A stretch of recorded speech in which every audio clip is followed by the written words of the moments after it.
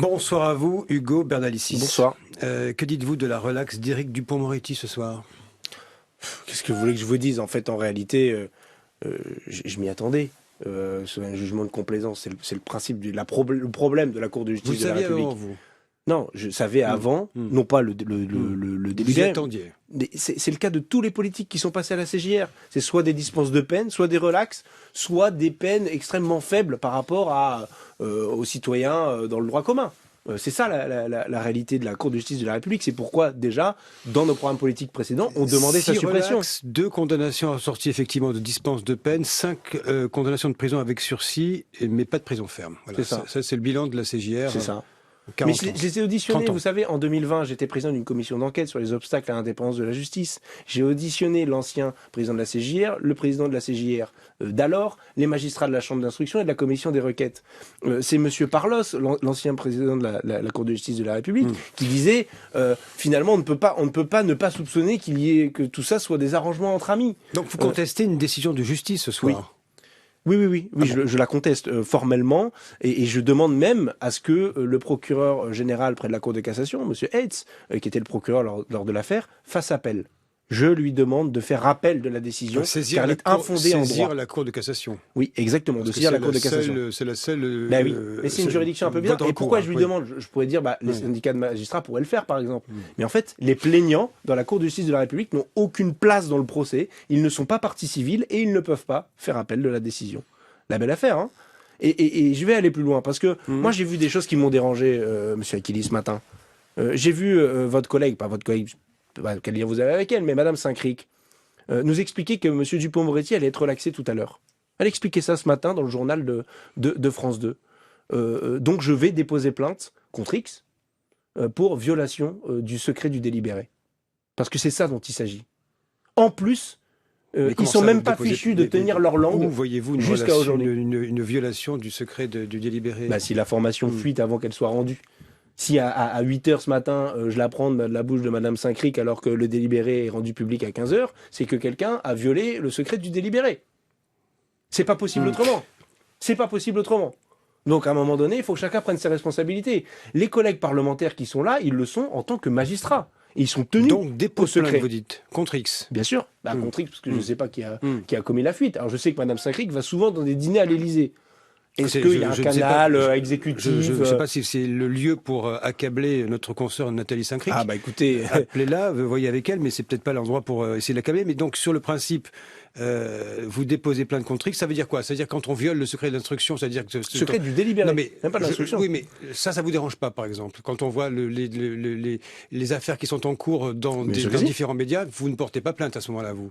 On l'a fait, d'ailleurs, on l'a fait pour nous quand ça nous concernait, pour les perquisitions de la France Insoumise, souvenez-vous. Et c'est normal. Non, je ne le fais pas dans 100% des affaires. Mais celle-là, ça m'importe, vous savez pourquoi? Parce que c'est le garde des Sceaux. Parce que je suis parlementaire. Parce que j'ai moi-même déposé plainte contre le garde des Sceaux dans cette affaire. J'ai été jugé irrecevable. Mais j'ai moi-même pointé le conflit d'intérêts dès le mois de septembre. C'est la composition de la Cour de justice de la République? C'est parce qu'il y a 12 parlementaires? Oui. Oui, évidemment. Évidemment, c'est parce que ce sont des parlementaires qui ont des intérêts à défendre. Et donc, il ne peut y avoir qu'au moins une suspicion. Si ce Par exemple, Daniel Obono, qui est donc juge parlementaire, n'aurait pas dû y participer? Une fois que la Cour de justice existe, on ne peut pas ne pas y participer. Parce que sinon, c'est s'en remettre justement à un jugement encore plus partial et politique. Ça veut dire qu'en fait, vous la contestez, mais vous y allez quand même? C'est ce qui s'est passé, formellement. On a voulu laisser sa chance au fonctionnement de cette Cour de justice de la République. Mais même Emmanuel Macron était pour sa suppression, c'est vous dire. Donc, mais qu'est-ce qu'il faudrait faire à la place? Et ça, c'est une belle question. Parce qu'on pourrait dire c'est les juridictions de droit commun. Mais ce procès, il a montré quoi? Il a montré qu'un ministre en exercice, garde des Sceaux, avait des moyens, par le biais d'enquêtes et autres dispositifs, de mettre la pression sur des magistrats, d'infléchir leur carrière dans une direction ou dans une autre, d'obtenir d'eux tel ou tel positionnement. Voilà, c'est ça qu'a fait la démonstration. Donc si c'est pour retomber sur des juridictions de droit commun avec les mêmes problématiques, je ne suis pas d'accord. Moi, je suis pour qu'on mette un jury populaire pour juger les ministres et même tous les politiques dans le cadre de ce qu'ils ont fait dans le cadre de leurs fonctions. C'est quoi, un comité de salut public? Non, c'est ce qui se passe aux assises. Ça existe déjà dans notre pays. Quel est le problème? Pourquoi voulez-vous que des citoyens jugent les politiques? Parce que les politiques sont censés représenter ou gouverner les 10 citoyens. Et quoi de mieux que le peuple pour juger ses représentants ou ceux qui les gouvernent? Donc vous pensez que les politiques doivent aller directement devant ce qu'on appelle une cour d'assises, en fait? Alors non, il n'y a pas besoin, ça peut être C'est une cour d'assises. Non, parce qu'il y a une différence entre une cour correctionnelle et une cour d'assises, y compris dans la procédure, dans les moyens de Ce fonctionner. serait un jury d'assises. Non, c'est l'équivalent, mais ça peut être en correctionnel. Il y a eu l'expérimentation qui avait été faite, lancée par Nicolas Sarkozy et stoppée par Madame Taubira en la matière, pour juger quelques délits de correctionnel avec un jury. Ça a été arrêté parce que ça coûtait soi-disant trop cher. Mais on sait le faire. C'est techniquement possible et c'est faisable. Et moi, je pense que c'est extrêmement important. Pourquoi ne pas en passer par le droit ordinaire? Mais parce que ce que je viens de vous dire, le droit ordinaire, avec les magistrats professionnels, tout le respect que j'ai pour eux, la commission d'enquête que j'ai présidée, a fait la démonstration qu'il n'était pas exempt de pression de l'exécutif. Donc vous estimez que les magistrats ne sont pas compétents, là, en l'occurrence? Non, j'ai pas dit qu'ils n'étaient pas compétents. Je suis pour donner le niveau maximum de garantie d'indépendance. Et le maximum de garantie d'indépendance du sens. Vous savez que les décisions de justice sont rendues au nom du peuple français. Que c'est pour ça que le jury d'assises existe. Et ben moi, je suis pour que le peuple français, par le jury, puisse juger les politiques. Voilà. J'entends vos arguments, mais je vais vous citer le procureur général de la Cour de cassation, Rémi Heitz, qui, dans son réquisitoire, a dit sa conviction de la culpabilité d'Éric Dupond-Moretti. C'est son ministre.